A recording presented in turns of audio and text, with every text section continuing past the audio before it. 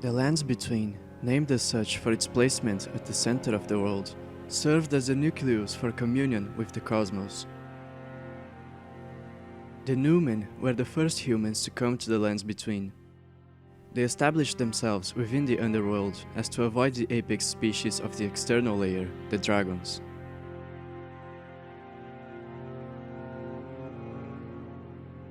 There, they'd commune with the spirits of animals. Their customs aimed to emancipate life itself. They disdained metals for their conductive properties and recycled the souls of animals over and over again to give rise to emancipated beings with brood ancestral spirits.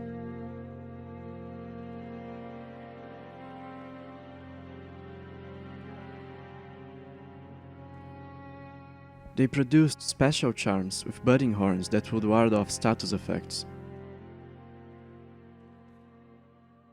During ancient times, a tribe of Numen settled near the volcano of Mount Gomir.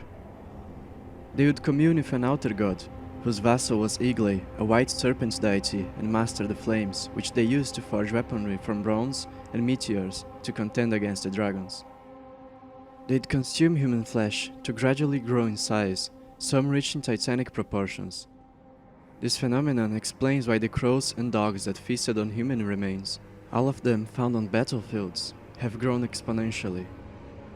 The outer god they worshipped was physically manifested within their bellies, attaching itself to their guts, and so, as they ate, they also fed it with blood offerings.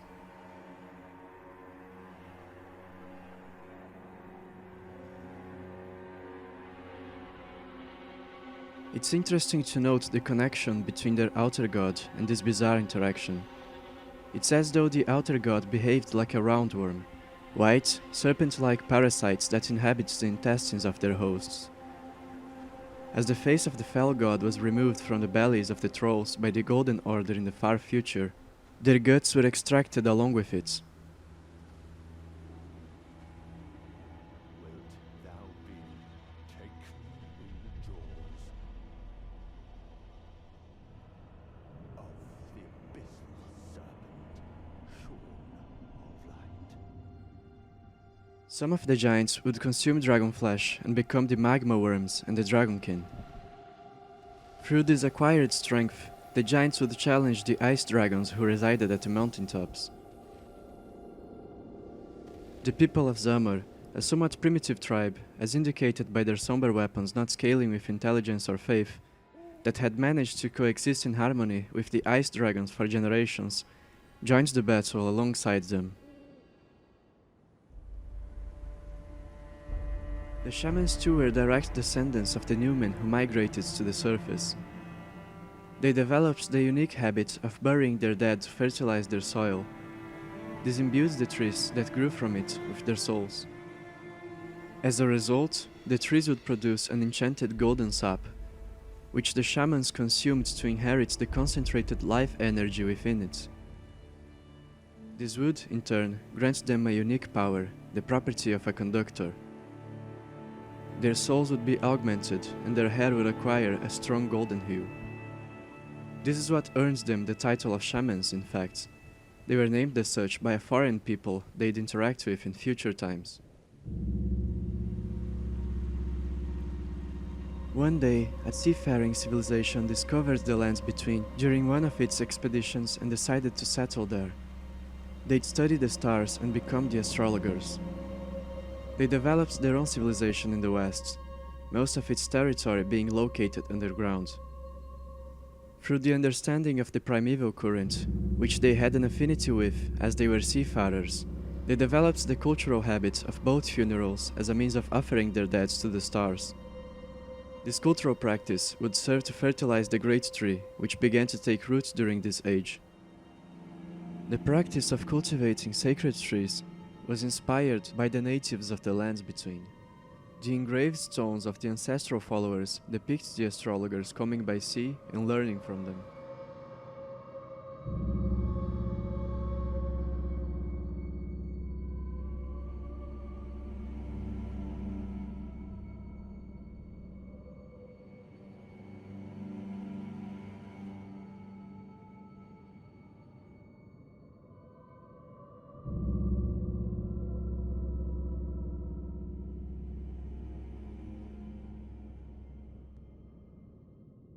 Eventually, they'd want to migrate to the mountaintops, as there they'd be closer to the cosmos. They'd form an alliance with the neighboring giants to fight against the ice dragons and the warriors of Zamor. Their alliance is exemplified by carrying artifacts such as the Sword of Night and Flame and the Black Leather Shield, which depicts the fell god of the giants, the Polar Star. After their decisive victory, the people of Zamor were shackled and enslaved by them. The alliance of the giants and astrologers would mark the birth of a new great civilization. The astrologers would make communion with the twin bird, mother to the death birds and envoy of an outer god, and build the eternal cities. They'd become a hegemonic power, conquering the entirety of the lands between, one whose order embodied death. They'd rule over the eclipse, which amplified the connection of the spiritual realm with the physical and symbolized the union of night and flame. This is what the empty circle symbol represents, the drained sun of the eclipse.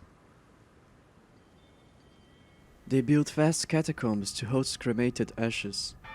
The bodies of their deceased would be placed in stone coffins, which were guided through underground rivers by the tibia mariners to the catacombs to be cremated by ghost flame, their ashes serving as fertilizer to the great tree.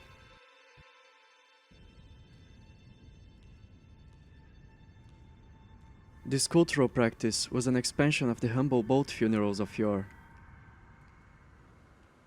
The majority of structures we find in the lands between were built during this epoch by this joint civilization, such as the various catacombs and mines, the enormous aqueducts, and the divine towers.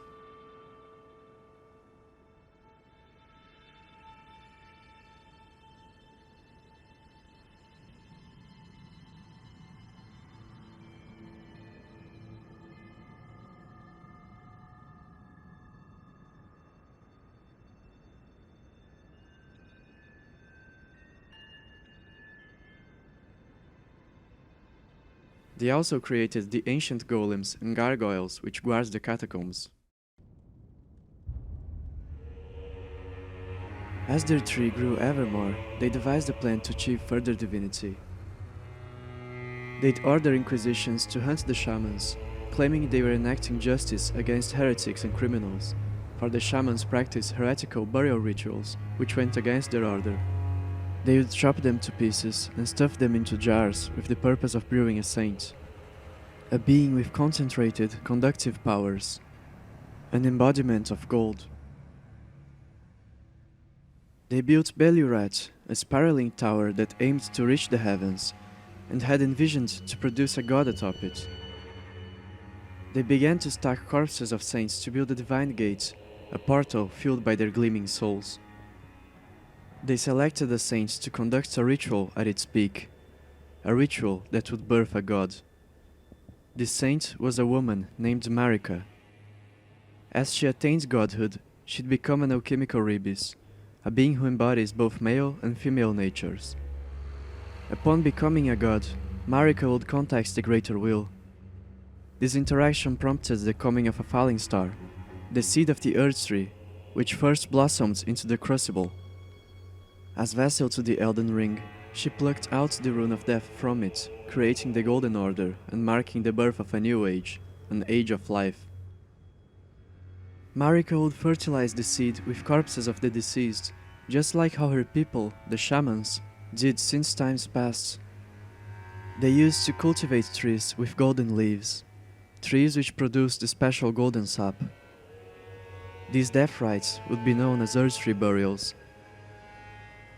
The catacombs once used to host cremated ashes would be repurposed by her rule. Some would be made into graves for heroes who fought for the Earth Tree. The statues atop the heroes' graves always point towards the Earth Tree. They depict a dead hero being delivered to the Earth Tree. During the Earth Tree's crucible stage, that is, during its primacy, it would bless their people with the powers of the outer god of storms, and horns began to grow on their bodies, earning them the name of Hornsent. The divine bird knights perfectly represent this cultural shift, and all future horned knights claims to descend from them. It was during this period that the ark-sized stone coffins, storing their dead from outside the lands between, were built. the bull figureheads symbolizing their divine horns. They represented yet another massive expansion to the scope of their offerings, but this time they were intended for the crucible. The Scions of the Hornsent would choose a champion to mate with Marika, Haralu, now renamed as Godfrey for his status as Elden Lord. Their union would birth a lineage of demigods, their firstborn being Godwyn the Golden. The age that ensued was one of conquest in the name of the Golden Order. As it fundamentally altered the world, it provoked a great deal of animosity. Thus, the Round Table Hold was assembled. Godfrey, along with his knights, would solemnly swear to safeguard the Earth Tree. Marika would order Godfrey to lead the Crucible army in a war against the giants. The Trolls, giants who had the practice of eating soul-imbued tree roots, which earned them their distinct appearance, joins the forces of the Golden Order in battle. They'd have the omen of their god, the face which grew in their bellies, removed from their bodies. As a result of that war, the giant's flame was confined atop a great mountain, and their altar god was felled. This war marks the end of the Crucible era, which gave rise to the Age of the Earth Tree. As the flame of the giants represented an intrinsic element of nature, it was impossible to kill. Marika sealed it away, cursing a lone giant survivor to perpetually tend to it. Fire monks and flame guardians were appointed to watch over it, but would later succumb to its allure. As Marika cursed the fire giants, she'd be cursed back. Her male half, Radagon, would inherit the red hair of the giants. During Godfrey's absence, Marika would secretly produce Empyrean offspring with Radagon, Mesmer and Melina. Despite his origin as a bastard, Mesmer was raised among the nobility of the Hornsent. Melina was born at the foot of the Earth Tree, in the place later known as Nameless Eternal City. After Marika had imparted her with a duty, she abandoned her, thus leaving her without a mother. Before the inquisitions of the Hornsent against the shamans and Marika's rebirth as a god, the descendants of the astrologers would conduct a series of experiments to produce the alchemical ribis in the Eternal Cities. From the dew of the Great Tree, they created the Albinorics, failed homunculus shaped by the ripples of the primeval currents. These experiments would be resumed as they schemed a conspiracy against the Golden Order. They hoped to produce a Lord of their own, and so the Silver Tears were created. For their threats against the Golden Order, Marika would wage the First and Second Liurnian Wars. She had devised a strategy to appease her enemies. She'd once again split herself in two, and introduce Radagon, a mysterious, red-headed warrior, to the world as a great champion. He would earn glory and meet Rennala, the Queen of Caria, in battle. And to end the conflict, Marika would arrange a political marriage between her male half and the Queen of Caria, with Radagon repenting for the Golden Order's aggression. This plan was a resounding success, and the great houses of the Earth Tree and the Moon were joined. The union of Radagon and Rennala would produce two sons, Rykard and Radan, and allegedly one Empyrean daughter, Rani. However, she too was secretly a bastard, a daughter to Radagon and Marika. She's not just the only children of Rennala born Empyrean, but also the only to have orange hair. Rykard's hair was a muddy brown, and Radan inherited his father's flaming red. In fact, Rani's original hair color fits perfectly in the middle of Mesmer's and Malenia's red hair, and Miquella's golden blonde hair. All of Marika's children with Radagon were born Empyreans, and all of Marika's and Radagon's children with other consorts were not. Rani's birth was kept a secret, and she was raised as Rennala's legitimate daughter. As the Golden Order was establishing itself as a hegemonic power, the dragons of Farum Azula began to view it as a serious threat. Gran Sax, their leader, the Stormlord, assaulted the royal capital of Leyndell in an attempt to destroy the Earth Tree, but was defeated by Godfrey. The forces of the storm consisted not only of mighty dragons, but of men and hogs as well. Godwin would defeat Fortisex and conquer the castle of Stormvale. Godwin's prowess would earn him his friendship, and from it, the ancient dragon cult would be founded. The hawks who fought in this war would have their wings restrained by chains, and the Storm Knights would be banished from their homelands.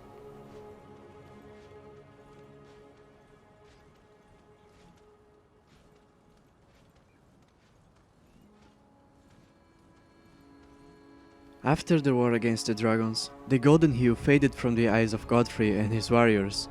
They were instructed by Marika to leave the lands between and wage war in a land far away, where they would live and die. This marked them as tarnished, warriors whose grace of gold was divested. As the Crucible army stood outside their homelands, Marika seized the opportunity to betray the Hornsent for their sins against her people. She would order Mesmer to oversee an expensive crusade against them. After he was done fulfilling his rule, Mesmer's powers, which threatened to subsume him, were sealed by a mark of grace. Marika would pile innumerable corpses of the Hornsent at the divine gate atop Belurat and employ their souls, the golden rune strings she's pulling in the DLC story trailer, to conduct a ritual that would engulf the epicenter of their civilization in shadow for eternity. As the enormous stone coffins were abandoned and the bodies they housed forgotten, a putrid liquor began to brew within them, birthing putrescence. As consequence of this crusade, the misbegotten, once considered to have been blessed by the Crucible, were execrated and enslaved by the Golden Order. Through the roots of the Earth Tree, which were intermingled with those of the Great Tree, the vengeful spirits of the Hornsent began to possess those who were born in the lands between, and haunt them in their nightmares. Those who were cursed would be called Omen and be persecuted by the Golden Order. Those of low birth were exorcised by the removal of their horns, a rite which often killed them. The Scions of Leyndell who were born afflicted with the curse were confined to the sewers of the capital and forced to live in hiding, bounded by special shackles for eternity. Some of the Omen would be employed as soldiers of the Golden Order, but preparations were taken to ensure they'd not be a threat. The last of Marika's offspring with Godfrey, the twins Morgoth and Mohg, who were conceived after his departure, were ironically born as Omen. Following Godfrey's retirement, Radagon would abandon his wife Renala and take his place as Marika's consort, becoming the second Elden Lord of the Golden Order. This marriage between Marika's two halves would produce two more Empyreans, Miquella and Malenia. Both were cursed by the twin bird altar god, one with eternal youth, the other with rot. Miquella would be deeply concerned for his sister, wishing to rid her of her blight. He experimented with Golden Order fundamentalism, but to no avail. He'd begin to develop a special substance to ward off the meddling of altar gods, unalloyed gold. But the substance would never be completed, and its full potential wouldn't be achieved by Miquella.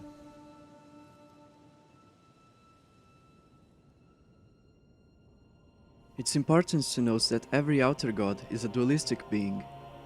The outer god worshipped by the giants, the source of their fire incantations, as well as those of the fire monks, is also known as Bloodstar, the source of aberrant sorceries, and as Formless Mother, source of blood flame, a form of magic which combines both sides of the god's essence. The fire giants themselves were likely users of aberrant sorceries, as implied by their corpses at the mountaintops.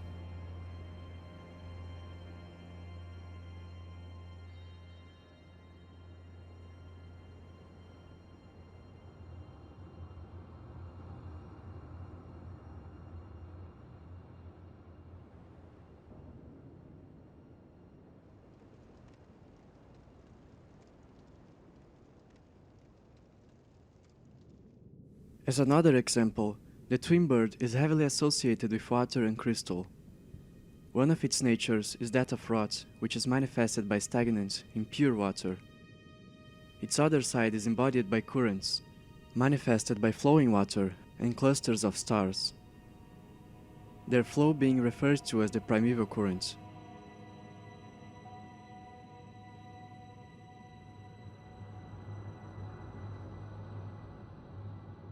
Stars are formed by glintstone. Their bodies are made of crystal, and this crystal too can be corrupted and become a source of rot.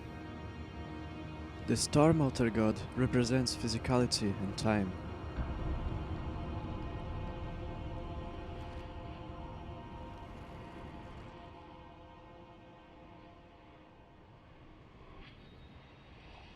The reason for the immortality and endurance of the ancient dragons is that their stone scales negate time itself.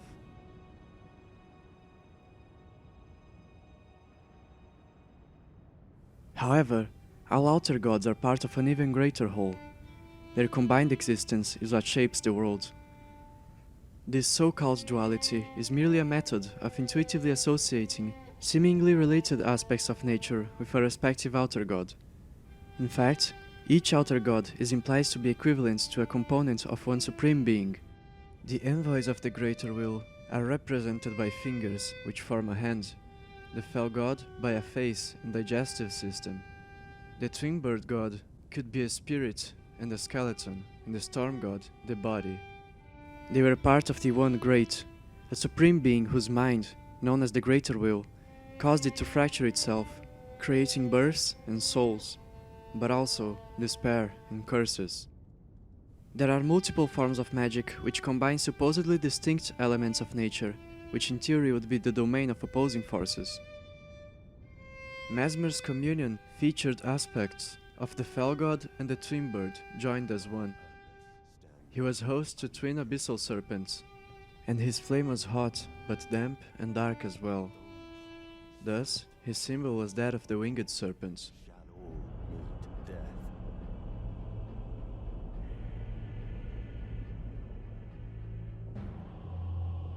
In the embrace of Mesmer's flame.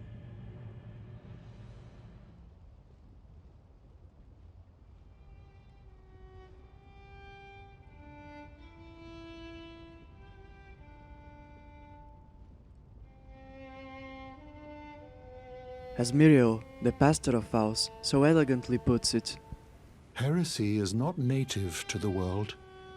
It is but a contrivance. All things can be conjoined. what truly unites the outer gods is the consumption of souls. Each one of them acts akin to an archon, a being whose purpose is to absorb the energy of the living through sacred rituals they'd be instructed to perform by the greater will. The One Great, whose will is enacted by the greater will, is akin to the Gnostic demiurge.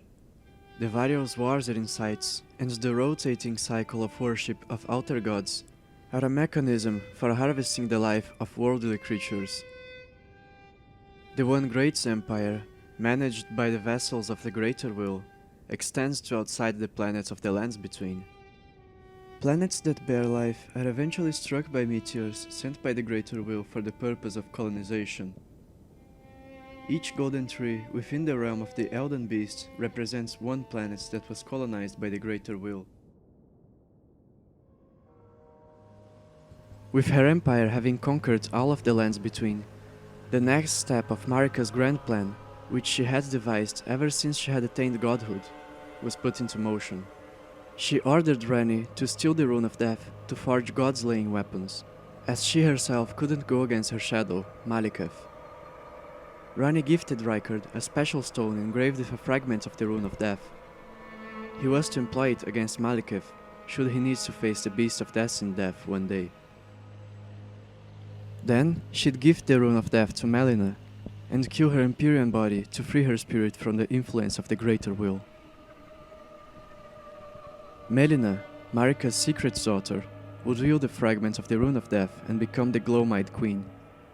She would incite the scions of the Eternal Cities to commit high treason against the Golden Order and slay the demigods. Godwyn, the Golden, was first to perish, the first of many martyrs to Marika's plan. A curse mark would be carved on his back at the moment of Ranni's death, causing the death of his spirit. His body, which was buried at the foot of the Earth Tree, at Melina's birthplace, would cause the roots of the Earth Tree to be corrupted by death roots, halting their absorption of souls and birthing a new generation of those who live in death. Marika would blame this incident on the knocks of the Eternal Cities. They were banished deep underground and made to live under a false night sky. Malikev commanded the Black Blade kindred to hunt the perpetrators, earning him his infamous reputation as the Death of the Demigods. Malikev defeated Melina and stored the Rune of Death within his blade, serving as its protector. Melina's body was burnt, and her powers were sealed by the mark of the Twin Birds. The corpses of the demigod scions would be decapitated in death rituals together with the knights who serves them as offers to appease the death birds.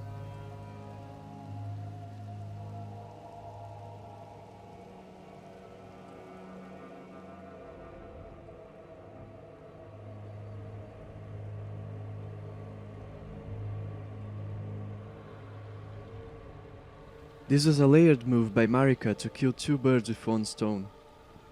She orchestrated the downfall of the scions of both Leyndell and the Eternal Cities. Marika would go on to break the Elden Ring, provoking a major war among her offspring, an event that would be known as the Shattering, and that led to abandonment by the Greater Will. Rani would not be directly involved with this war, as she was likely forced to rest as consequence of her body's death. Her agents would work from the shadows to further her plan during its aftermath. Marika would be imprisoned inside the Earth Tree by the Elden Beast, a vassal of the Greater Will and living incarnation of the concept of order. Of course, this meant that Radagon, her male half, a devout follower of the Golden Order, would be confined alongside her as well. However, she had restored the grace of her past company of warriors, the Tarnished, and beckons them to return to the lands between, to serve her one last time.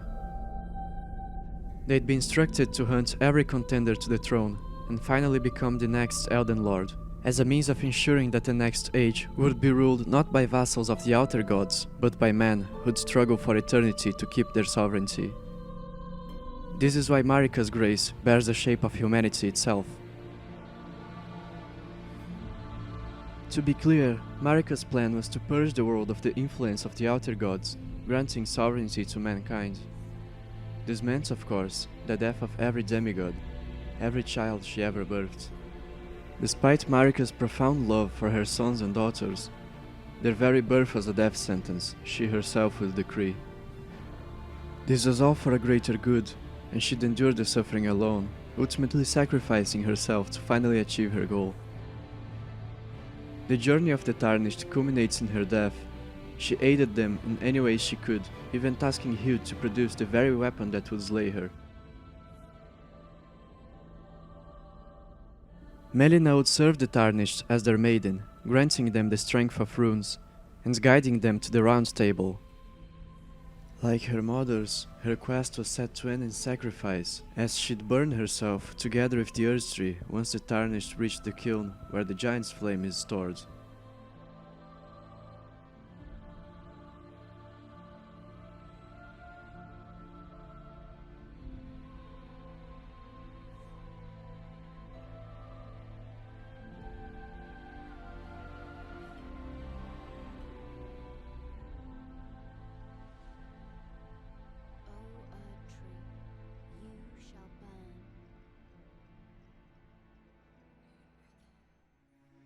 Miquella had his own plans for the new era. Long ago, he had made a vow with his brother Godwyn. They'd rid the world of the curses of the Outer Gods, bringing forth an age of kindness. From that vow, a promise was made. Godwyn was to become his consort, to rule this new age alongside him. He'd cultivate his own sapling, watering it with his blood, which would become the Halig Tree. Word would spread that the Halig Tree was a haven for the scorned, and misbegotten, albinorics, black knives and others would join his cause. Miquella would assemble an army of his own to oppose the Golden Order and equip its forces with unalloyed gold. He had originally envisioned Godwyn to become his consort. However, he was tragically killed in an improper manner. His soul was purged from his body, which became increasingly damned and disfigured. Miquella then commanded his followers to bring forth an eclipse to intensify the connection between the spirit world and the physical world, to revive Godwin.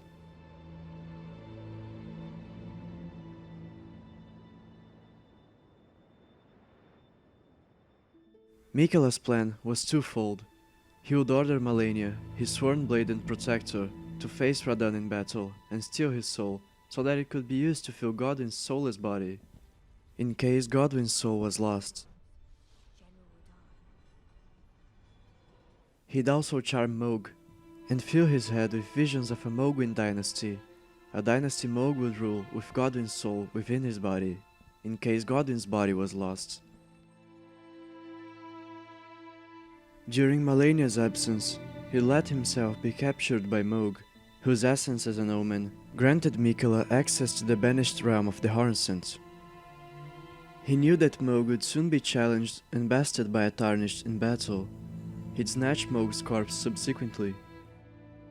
Miquela's spirit travels to the Land of Shadows, while his decayed body would be unresponsive to a bewitched Mohg's advances.